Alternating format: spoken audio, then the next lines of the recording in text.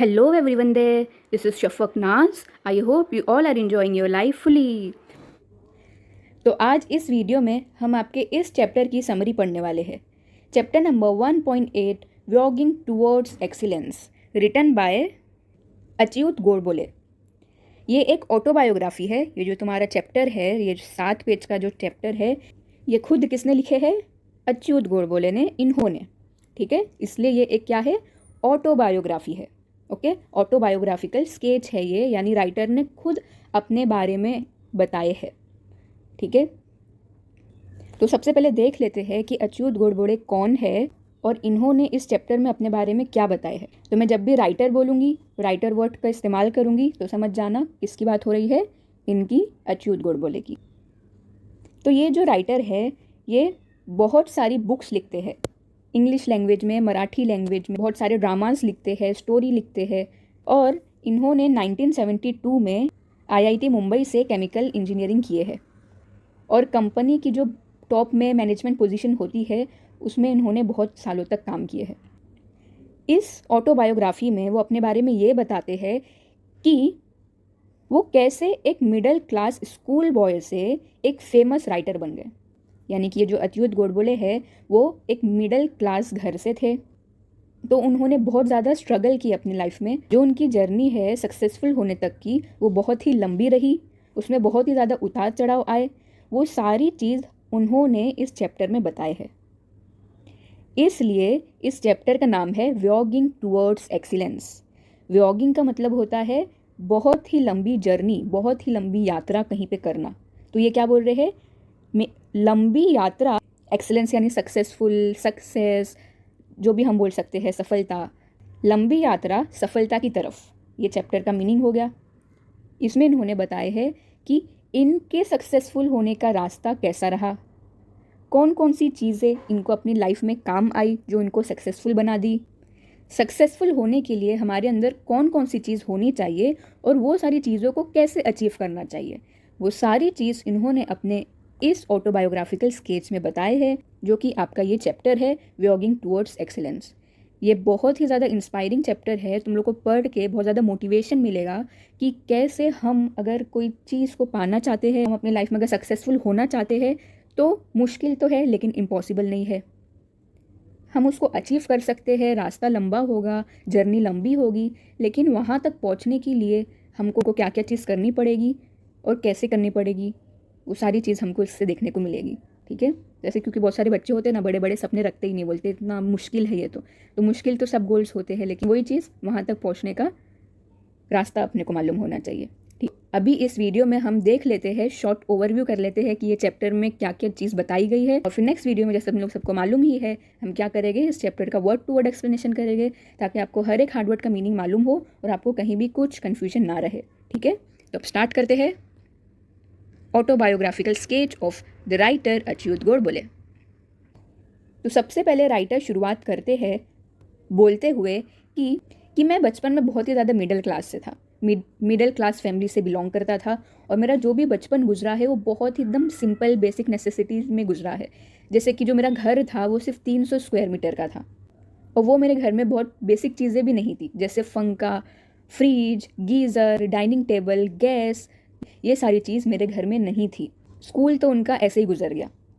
फिर राइटर आगे बोलते हैं कि जब मैं कॉलेज में एंटर हुआ, जब मैंने कॉलेज में एडमिशन लिया, उसके बाद ही फॉर द फर्स्ट टाइम उन्होंने वॉच पहनी और उन लोग के घर में डाइनिंग टेबल आया और गैस स्टोव आया।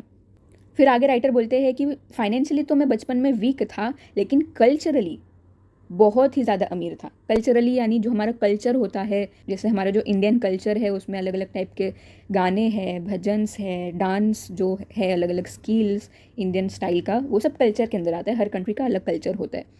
तो यहाँ पे बोल रहे हैं लेकिन कल्चरली मैं बहुत ज़्यादा अमीर था। बड़े बड़े पोएट्स हमारे घर में आया करते थे और घंटों तक डिस्कशंस होता था, मतलब उनके राइटर के डैडी के फ्रेंड होते होंगे और वो लोग आके बात करते होंगे, या ग्रैंडफादर के। ठीक है, तो बोलते हैं कि उस वक्त तो मैं छोटा था, इसलिए वो लोग जो डिस्कशन करते थे वो चीज़ को मैं गहराई से नहीं समझ पाता था, लेकिन वो लोग का जो भी डिस्कशन होता था मैं उससे बहुत ही ज़्यादा इंप्रेस हो जाता। फिर आगे बोलते हैं और भी बड़े बड़े म्यूजिशियन हमारे घर में आते थे, जो कि इंडियन म्यूज़िक के बारे में रातों रात बात करते रहते थे, और इसी की वजह से मेरा लिटरेचर में, यानी कि यही सब राइटिंग में, पोएटिक चीज़ों में, म्यूज़िक में मेरा बहुत ही ज़्यादा लगाव हो चुका था जब मैं स्कूल में था। क्या तो इतना याद रखना, लिटरेचर, राइटिंग का, ये सब चीज़ का शौक़ अच्युत गोडबोले को इसकी वजह से आया, क्योंकि बचपन में उनके घर में बहुत बड़े बड़े लोग आते थे और बहुत लंबा लंबा डिस्कशन चलता रहता था, वो सबको राइटर सुनते थे। फिर राइटर बोलते हैं इसका मतलब ये नहीं है कि मुझे लिटरेचर, पोयम, राइटिंग और म्यूज़िक से इतना प्यार हो गया था तो मुझे बाकी के सब्जेक्ट जैसे साइंस, मैथ्स अच्छे नहीं लगते थे। साइंस और मैथ्स सब्जेक्ट से भी मैं बहुत ज़्यादा प्यार करता था। राइटर बोलते हैं मैं कभी भी ज़्यादा मार्क्स लाने के लिए नहीं पढ़ता था, वो चीज़ क्या सिखा रहा है वो गहराई से मैं समझता था। और फिर आगे बोलते हैं कि मुझे प्रॉब्लम सॉल्व करना बहुत अच्छा लगता था, सम सॉल्व करने बहुत अच्छे लगते थे, फिज़िक्स के, मैथ्स के। और फिर बोलते हैं कि जब मैं 7th स्टैंडर्ड में था तो उसी वक्त से मैं 9th स्टैंडर्ड के जो सम्स होते थे उसको सॉल्व करता था, क्योंकि उनको ये सब सम्स सॉल्व करने बहुत मज़ा आती थी। ये सम्स तो उनके सिलेबस में भी नहीं है, ये सम्स तो 9th स्टैंडर्ड का है, लेकिन फिर भी वो 7th स्टैंडर्ड में होते हुए ये सम्स सॉल्व कर रहे हैं। तो वो समझ गए थे कि उनके अंदर क्या है, प्रॉब्लम सॉल्विंग स्किल्स बहुत अच्छी है। तो फिर वो बोलते हैं आगे कि ये चीज़ ने, ये जो मेरा एटीट्यूड था प्रॉब्लम सॉल्विंग, कोई भी प्रॉब्लम को जल्दी से झट से सॉल्व कर देना, ये मेरी चीज़ ने मुझे आईआईटी के एग्ज़ाम में बहुत काम आई। ये जो चीज़ थी मेरी प्रॉब्लम सॉल्विंग की, ये मुझे आईआईटी का जो एग्ज़ाम होता है JEE, पता होगा तुम लोग को, ये क्रैक करने के लिए मुझे बहुत काम आई, क्योंकि पता ही है बहुत ही ज़्यादा एडवांस एग्ज़ाम होता है ये। इसमें प्रॉब्लम सॉल्विंग स्किल्स होनी चाहिए बच्चे के अंदर और फटाक से होना चाहिए, क्योंकि टाइम, ऑफकोर्स टाइम लिमिट रहता है इसलिए। और मेरा आईआईटी एग्ज़ाम क्रैक हो गया। और फिर आगे बोलते कि मुझे मैथ्स में वैसे भी बचपन से लेके हमेशा 100 मार्क्स ही मिलते थे सारे एग्ज़ाम में, वो भले 1-2 एग्ज़ाम को छोड़ के बाकी सारे एग्ज़ाम में मुझे मैथ्स में 100 आउट ऑफ 100 मिलते थे। और फिर वो यहाँ पे थोड़ा बताते हैं कि जब जो मेरा 10th एग्ज़ाम हुआ था वो उसमें मेरा 16th रैंक आया था। यानी महाराष्ट्र में से जितने भी बच्चे लोग SSC 10th एग्ज़ाम में बैठे थे उसमें से राइटर का 16th रैंक आया था, 1616, ठीक है। अभी जैसे तुम लोग HSC में हो तो महाराष्ट्र के अंदर जितने भी बच्चे 12th स्टैंडर्ड में बैठे गए स्टेट बोर्ड, वो HSC है, हायर सेकेंडरी सर्टिफिकेट। तो तुम लोग भी ये कोशिश करने का कि तुम HSC एग्ज़ाम में टॉप करो। मतलब मैंने भी देखी हूँ कितने सारे बच्चे अपने बस कॉलेज के बच्चों से कंपटीशन रखते हैं, अपने क्लास के बच्चों से कंपटीशन रखते हैं। क्लास में कितने बच्चे होते हैं, ज़्यादा से ज़्यादा 80 बच्चे होते हैं, कितनों की उसमें 60 होते हैं। तो तुम लोग ये मत देखो, कॉलेज वाले लोग से कंपटीशन मत रखो, तुम्हारा कंपटीशन बड़ा है, पूरे महाराष्ट्र का एग्ज़ाम है ये, और उसमें रैंक आता है तो बहुत सारी फैसिलिटी और तुम लोग को बहुत ही अच्छे अच्छे अवार्ड्स मिलते हैं। तो ये बात तुम लोग ध्यान रखना, बहुत कम बच्चों को मालूम होती है। लोग समझते सिर्फ कॉलेज में हाईएस्ट लाएंगे तो हो जाएगा, लेकिन ये एग्ज़ाम पूरे महाराष्ट्र वाले लोग के लिए है। महाराष्ट्र में हाईएस्ट लाओ, ये देखो, ठीक है। फिर वही आगे हम देखते हैं क्या है। और भी फिर वही बोले हैं कि मैं अपना जब ग्रेजुएशन पास किया तो उस वक्त भी मैं फर्स्ट रैंक आया था, कि मैं IIT में आके बहुत ही ज़्यादा खुश था। लेकिन ये मेरी खुशी बस थोड़े टाइम के लिए ही थी। IIT मुंबई में मैं जब गया, बहुत सारे बच्चे, ऑलमोस्ट सारे बच्चे और सारे टीचर्स एक दूसरे से इंग्लिश में बात करते थे, और मेरी इंग्लिश बहुत ज़्यादा ख़राब थी, क्योंकि मैंने बचपन से लेके पूरा 12th स्टैंडर्ड, पूरा ग्रेजुएशन मराठी मीडियम से पढ़ा। मेरे सारे सब्जेक्ट मराठी में थे। उसकी वजह से मेरी जो स्पोकन इंग्लिश थी वो हद से ज़्यादा ख़राब थी। मैं कोई भी वर्ड को अच्छे से प्रोनाउंस ही नहीं कर पाता था, इंग्लिश के कोई भी वर्ड को ढंग से नहीं बोल पाता था।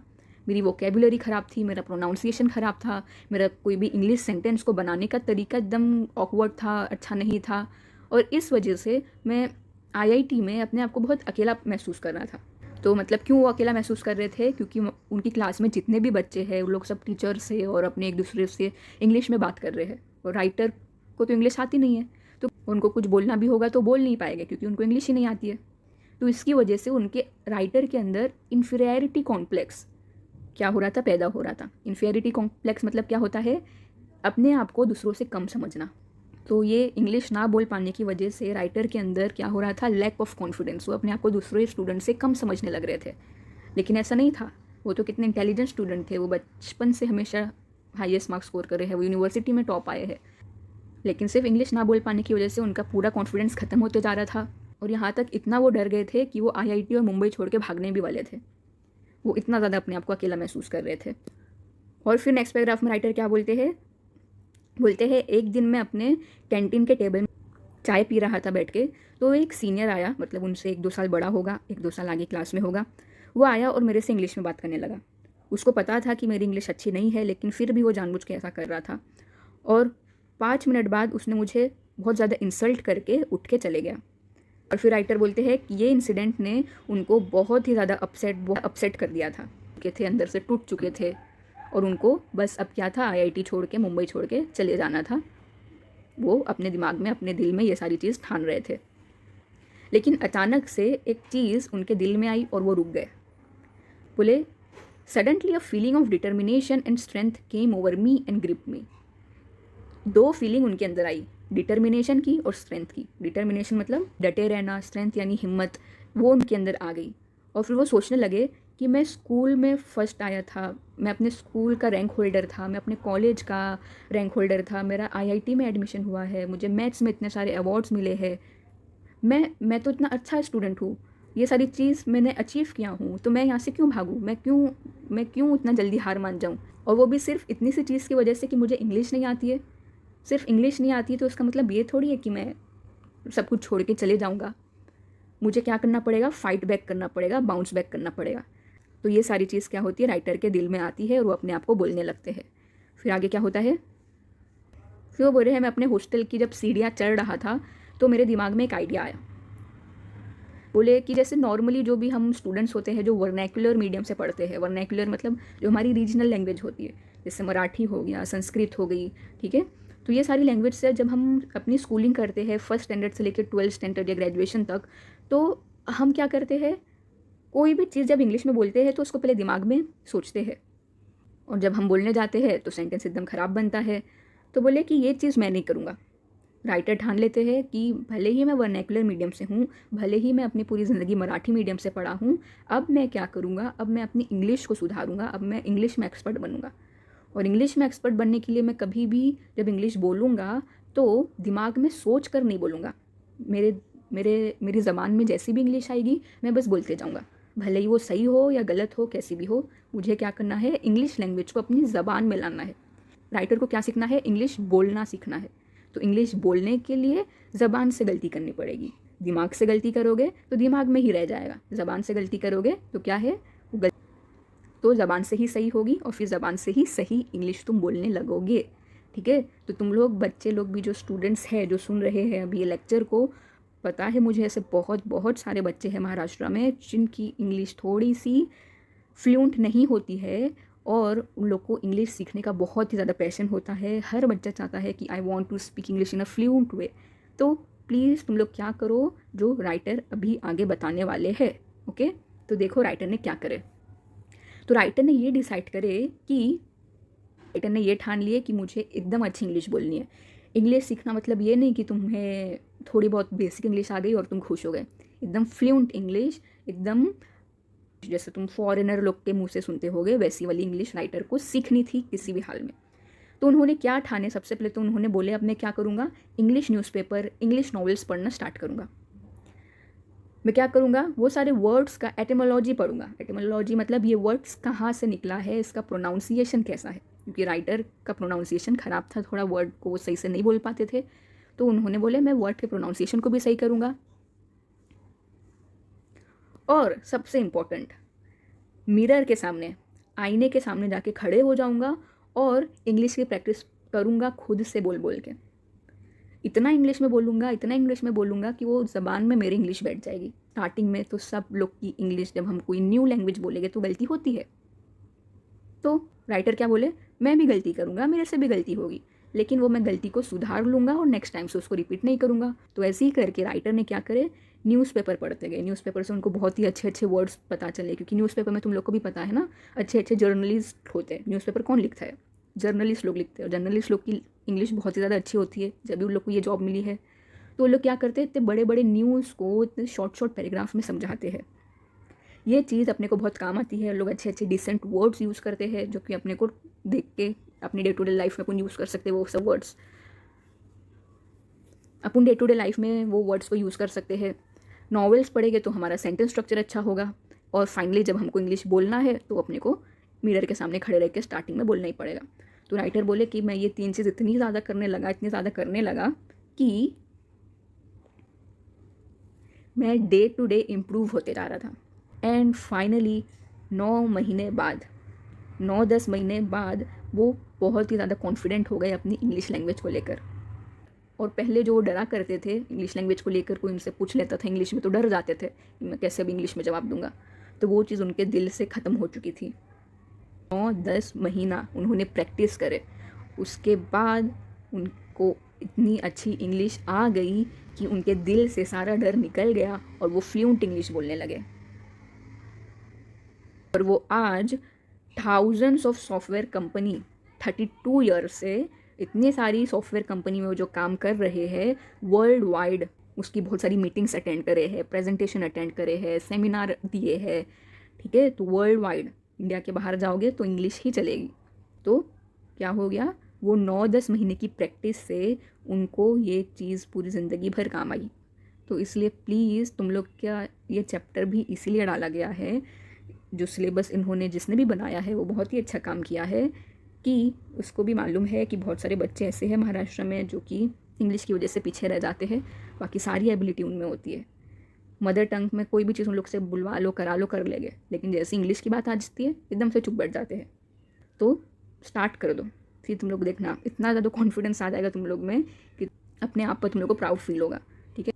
ओके, फिर क्या बोलते हैं, फिर आगे राइटर क्या बोलते हैं कि आईआईटी में भी उनके बहुत अच्छे मार्क्स आए और उनके वहाँ पे बहुत ही अच्छे अच्छे फ्रेंड्स बने, उनको बहुत ही ज़्यादा अच्छे अच्छे टीचर्स भी मिले। और फिर नेक्स्ट पैराग्राफ में राइटर बोलते हैं कि जो मेरा फ्रेंड सर्कल था, जो मेरा फ्रेंड ग्रुप था आईआईटी में, वो बहुत ही डाइवर्सिफाइड था। मतलब वो लोग, मतलब जो उनके फ्रेंड्स थे वो लोग को सिर्फ एक सब्जेक्ट में इंटरेस्ट नहीं था, बहुत सारे अलग अलग सब्जेक्ट में इंटरेस्ट था।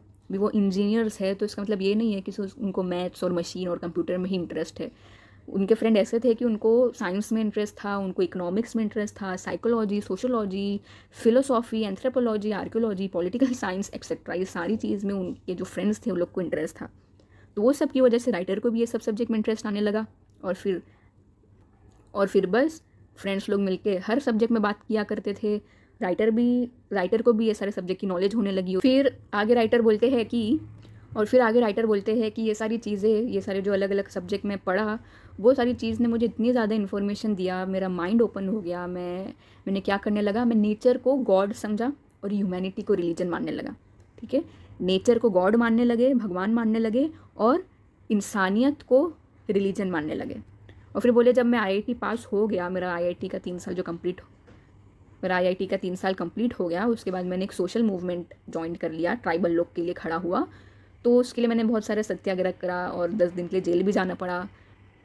और फिर मैं जॉबलेस भी था थोड़े टाइम के लिए, और यहाँ तक मैंने 125 रुपया भी कमाया 1 महीने के लिए। मैंने 13 हाउस मुंबई में चेंज किया, और फिर finally information technology IT as a career में वो फाइनली सेट। 32 ईयर्स इन्होंने इंफॉर्मेशन टेक्नोलॉजी के अंदर काम किए एज अ चीफ एग्जीक्यूटिव, ठीक है। और इसी दौरान उन्होंने अलग अलग कंट्री में ट्रैवल करे, जैसे यूरोप, जापान, ऑस्ट्रेलिया एक्सेट्रा। और फिर बोले ये जो 32 साल में ये सब कंपनीज़ में काम किया इंडिया में और इंडिया के बाहर, इसमें मैंने 3 चीज़ बहुत बड़ी सीखा। सबसे पहली चीज़ कि टीम वर्क बहुत ही ज़्यादा इंपॉर्टेंट है आजकल के ज़माने में। मतलब अगर तुम सोचोगे कि तुम अकेले रह के, ईगोइस्टिक पर्सन रह के, एकदम एटीट्यूड में रह के सक्सेसफुल पर्सन बन जाओगे, तो ऐसा बिल्कुल भी नहीं है। तुम्हारे साथ एक टीम होनी चाहिए, वो टीम के साथ तुम्हारा मिलाव जुलाव अच्छा होना चाहिए और मेल जोल अच्छा होना चाहिए, तो तुम्हारा काम आसान हो जाएगा और एज अ टीम तुम लोगों को गोल को अचीव कर लोगे। दूसरी चीज़ जो उन्होंने सीखे वो बोले कि टीम के अंदर तुम्हारा एक अच्छा जो हमारा स्टाफ होता है कंपनी में, उसमें वो सब स्टाफ जो दूसरे जो लोग होते हैं जो तुमको देखते हैं, उनके सामने तुम्हारा एक अच्छा एग्जाम्पल सेट होना चाहिए। और तीसरा कि तुम्हारे जो नीचे के लोग हैं, पहले कोई पोस्ट होती है जैसे असिस्टेंट मैनेजर, फिर उसके ऊपर मैनेजर, फिर उसके ऊपर एग्जीक्यूटिव मैनेजर, ऐसी करके पोस्ट बढ़ती है। तो हमारे जो नीचे वाले पोस्ट है वो लोग को कभी भी नीचा नहीं दिखाना चाहिए, उन लोग के साथ फ्रेंड्स बन के रहना चाहिए, तो वो लोग भी अच्छे से काम करेंगे। ये 3 चीज़ सबसे ज़्यादा इंपॉर्टेंट उनको लगी 32 ईयर्स कोई भी कंपनी में काम करके। तो और फिर नेक्स्ट पैराग्राफ में क्या बोल रहे हैं, बोले फिर मैं इतना 32 साल तक ये सॉफ्टवेयर कंपनीज में काम किया, तो मुझे बाद में ऐसा लग रहा था कि मुझे अपने पहले प्यार की तरफ फिर से लौट जाना चाहिए। उनका फर्स्ट लव क्या था, पढ़ना लिखना अलग अलग सब्जेक्ट पर, स्पेशली ह्यूमन लाइफ और एग्जिस्टेंस। और यहीं से बस मेरी क्या हो गई, सेकेंड इनिंग स्टार्ट हो गई, यानी कि मेरी करियर में यू टर्न आ गया और मेरा करियर में दूसरा पड़ाव स्टार्ट हो गया। कौन सा? रीडिंग और राइटिंग। तो सबसे पहले तो वो मराठी में लिखना स्टार्ट करें। तो बोले कि मैंने 34 बुक्स लिखा मराठी में, और वो उसमें से बहुत सारी बुक बेस्ट सेलर्स भी बनी। उन्होंने ऑटोबायोग्राफी भी लिखे, वो बुक का नाम था मुसाफिर। साइकोलॉजी पे एक बुक लिखे जिसका नाम था मन्नत। वो बुक को पढ़ के बहुत सारे लोग डिप्रेशन से बाहर आ गए। बोले फिर मैंने साइंस पे बुक लिखा कि मायागर नाम से। मैंने मैनेजमेंट के ऊपर बुक लिखा हूँ बोर्ड रूम नाम से। यहाँ तक उन्होंने इकोनॉमिक सब्जेक्ट पर भी बुक लिखे हैं, अर्थात नेम की। मैथमेटिक्स पे लिखे हैं गणित नाम की। इंडियन म्यूज़िक के ऊपर भी उन्होंने बुक लिखे नाड़वेद नाम की। English literature जपूर्जा। पेंटिंग के ऊपर भी लिखे कैनवास नाम की। वेस्टर्न फिल्म्स के ऊपर भी लिखे लाइमलाइट नाम। यहाँ तक वेस्टर्न म्यूज़िक के ऊपर भी उन्होंने बुक। सोचो इतने सारे अलग अलग सब्जेक्ट पे उन्होंने बुक्स लिखे हैं, मानना पड़ेगा अच्युत गोडबोले को। फिर फाइनली लास्ट पैराग्राफ में राइटर क्या बोलते हैं? राइटर यहाँ बोल रहे हैं कि ये सब स्टोरी मैं तुम लोग को क्यों बता रहा हूँ, क्योंकि जब मैं पीछे देखता हूँ, आज मैं यहाँ तक पहुँच चुका हूँ अपने लाइफ में, इतना मतलब अपनी लाइफ में मैं जो सक्सेसफुल होना चाहता था मैं उतना सक्सेसफुल हो चुका हूँ। तो आज मैं जहाँ खड़ा हूँ, अगर मैं पीछे मुड़ के देखता हूँ तो ऐसी बहुत सारी चीज़ें हैं, ऐसे बहुत सारे लेसन्स हैं, ऐसी बहुत सारी वैल्यूज़ है जो मैं आज भी कंटिन्यू रखना चाहता हूँ। मतलब ऐसी बहुत सारी चीज़ें हैं जब मैं सक्सेसफुल नहीं था तो भी मुझे काम आ रही थी, और मैं अभी सक्सेसफुल हो गया हूँ तो भी मैं वो चीज़ करना चाहता हूँ और कंटिन्यू रखना चाहता हूँ। कौन कौन सी है वो चीज़ आगे उन्होंने बताए है। कौन कौन सी है देखो। Some of this are thirst for knowledge, यानी नॉलेज की प्यास। ऑफ कोर्स नॉलेज हमारे पास बहुत ज़्यादा होनी चाहिए अलग अलग फील्ड की। ऐसा नहीं है कि हम कॉमर्स के तो सिर्फ मैनेजमेंट ही पढ़ेंगे, पॉलिटिक्स और इकोनॉमिक्स को देखेंगे भी नहीं।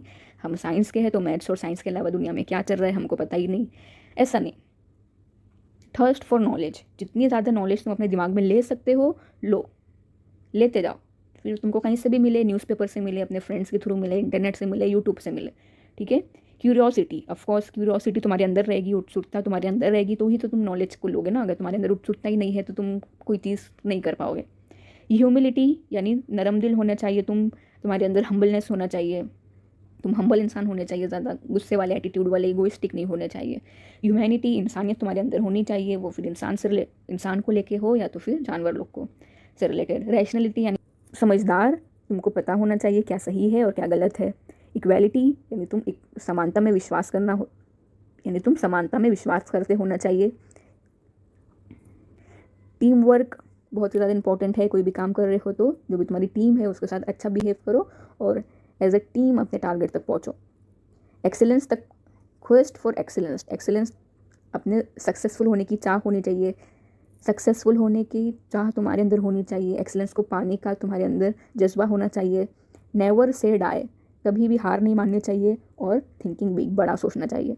तो ये सारी चीज़ अगर तुम करते हो तो तुमको सक्सेसफुल होने से कोई नहीं रोक सकता, और ये सारी चीज़ तुम सक्सेसफुल हो जाओगे तो भी आगे कंटिन्यू रखने का, ठीक है। तो बस फिर यहाँ पे अच्युत गोडबोले का हो जाता है ख़त्म ऑटोबायोग्राफिकल स्केच। इससे तुम लोग को बहुत ज़्यादा सीख मिलनी चाहिए, ठीक है। तुम लोग के चैप्टर में सिर्फ सिलेबस के लिए नहीं डाला गया कि तुम एग्जाम में जाके अब दे दोगे और ख़त्म।